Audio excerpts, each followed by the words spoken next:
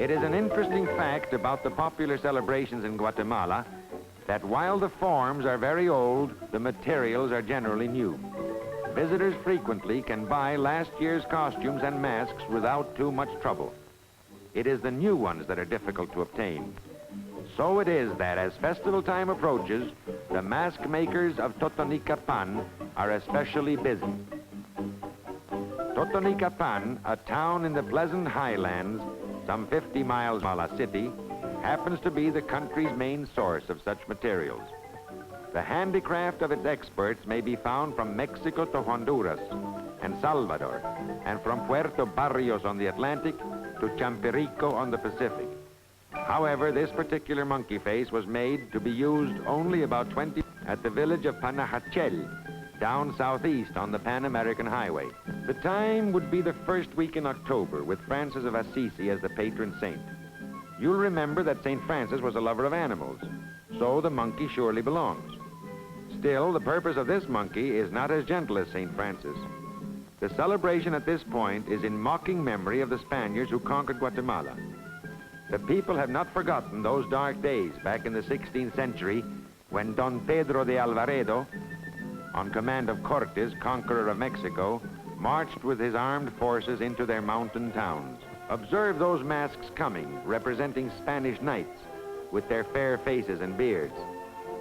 Yet, any ridicule that there may be is far outweighed by proofs of a greater conquest, a real conquest by the Christian faith that the Spaniards brought.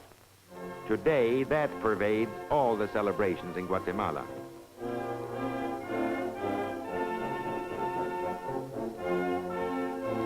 The artists of Totonicapan are known as makers of the masks used in dances and processions in nearly all the other Guatemalan towns. But don't forget that Totonicapan itself has celebrations requiring masks. And speaking of Spanish influences that have persisted for more than 100 years since Guatemala won her independence, come back briefly to Totonicapan for a look at another Castilian survival.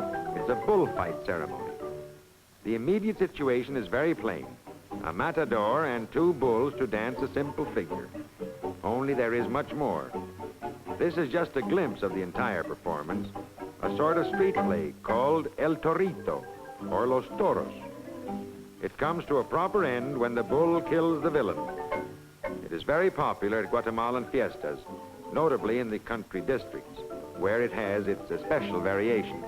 This is exactly the sort of street performance with its violent climaxes and comic interludes that in medieval Europe laid the firm foundation of the modern drama. And just as in the medieval drama, spectators walk out when they tire of the performance. We hope, though, that those of you who are remaining with us will accompany us at least to Sololá.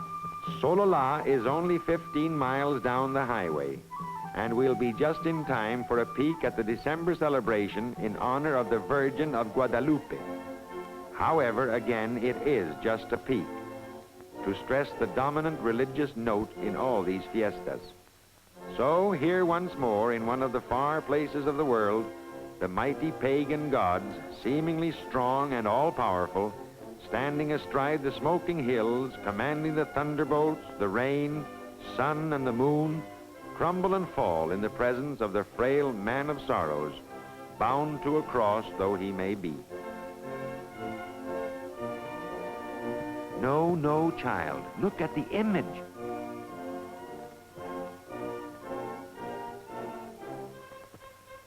Guatemala's supreme spectacle, also in December, is staged at Chichicastenango. Chichicastenango is about 15 miles to the north of Sololá, across the Pan-American Highway in the Quiché country. You are witnessing an interesting phase of the 8-day celebration of Santo Tomás. Seen through the wreaths of copal-scented smoke from their swinging clay censers, the humble worshippers climb the steps to the church door.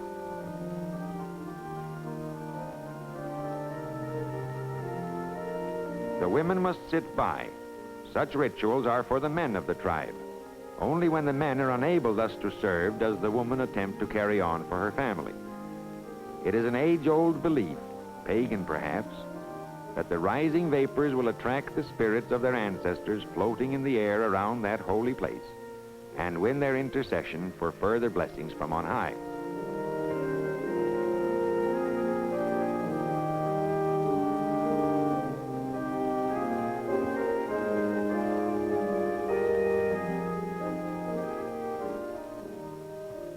No Guatemalan is ever too young to share in this precious communion. There are pagan elements in it beyond a doubt. The church steps where this fascinating part of the remarkable ceremony takes place is actually a kind of borderland between religions of old and new worlds. Here at the foot of the steps are tribal witch doctors, attending the braziers for supplying the worshippers with red-hot coals. Inside the church preside the Christian priests. And presently, as though to overawe the watchful, waiting pagan deities gathered around outside, the priests bring out their saints in glittering procession.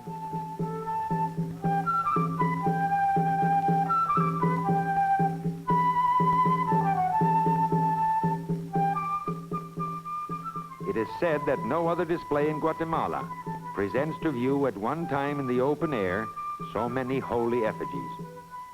The Indian gods must tremble indeed at the array.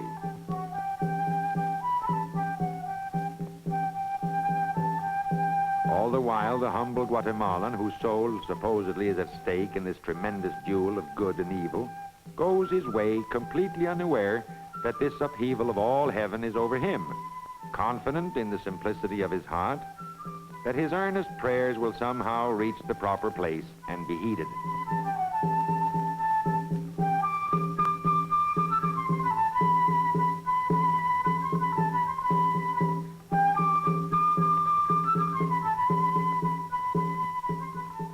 Through street after street of Chichicastenango, the procession moves along, blazoning its message and salvation. The pagan elements seem subdued, and the vapors somehow seem to have accomplished a fusion of earth and spirit.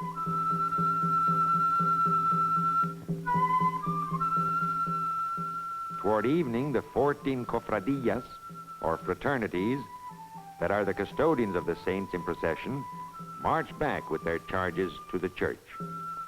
There will begin the most impressive part of the celebration. The church will be filled with people who will themselves perform an extraordinary rite. The head of each family, his wife and children kneeling beside him, will spread upon the church floor an offering to the Almighty. Over the devotional candles with gifts placed between, he scatters flower petals for fragrance in the nostrils of the tutelary spirit.